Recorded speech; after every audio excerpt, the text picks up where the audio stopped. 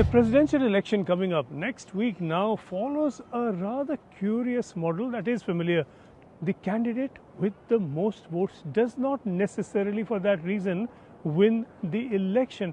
As it happens, the nation votes, but the states elect. A quick reminder just how that happens and why that can be such a problem.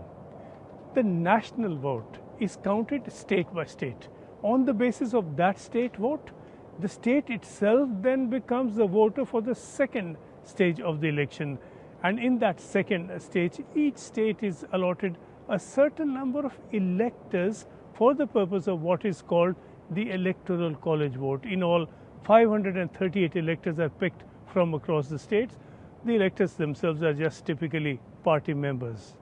The number of electors from each state is roughly proportionate to its population. So California, for example, as the largest state, gets 54 electors within that electoral college, and little Wyoming state and some other really small ones get just about 3 each. The president is elected on the basis of the majority of this electoral college voting and not on the strength of the majority of national votes that were cast in the first instance, which means that to become a president, of course, a candidate needs at least 270 of those electoral college votes. It's that transition from the first to the second stage that brings a twist, and that's the tricky one. Hillary Clinton won 3 million votes more than Trump in 2016, but Trump won the election. A candidate who gets just one more than 50% of the vote in a state typically gets then 100% of it for purpose of the electoral college. A candidate who may get 49% then loses 100% of the popular vote that the candidate won. The states award their electoral votes mostly by winner take all. That is, if someone carries the state of California, they get all of the state's electoral votes, not just, let's say, 2/3 based on their winning 2/3 of the vote.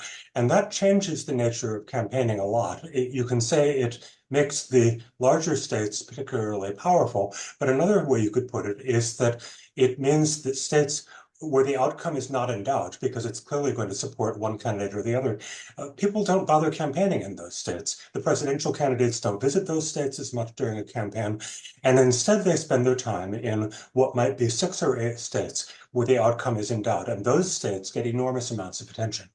A footnote here. 2 of the 50 states do not give all their college votes to the candidate who has won the majority within that state. Yeah, what Maine and Nebraska do by dividing their electoral vote according to who wins each district, it strikes most people as fair. It is also a clever solution to the problem of never seeing the candidates, because Nebraska, for example, as a Republican state, would never see the candidates were it not for the one district representing the city of Omaha, which is closely contested.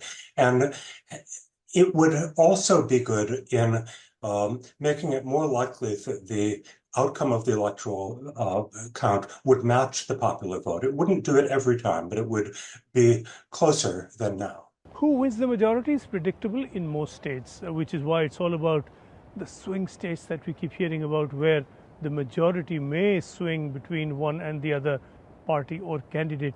7 among the 50 states of the US are considered swing states in this election. Wisconsin, Michigan, Pennsylvania in the north by the Great Lakes. Then you have North Carolina and Georgia, a little more towards the south on the east. And then in the south on the other side, Arizona and Nevada. Of these, Pennsylvania has become critical with 19 electoral votes, and that can be a lot in a very close race. It's a critically close race. You'd almost think that this is a national election taking place in Pennsylvania alone and some of the other swing states.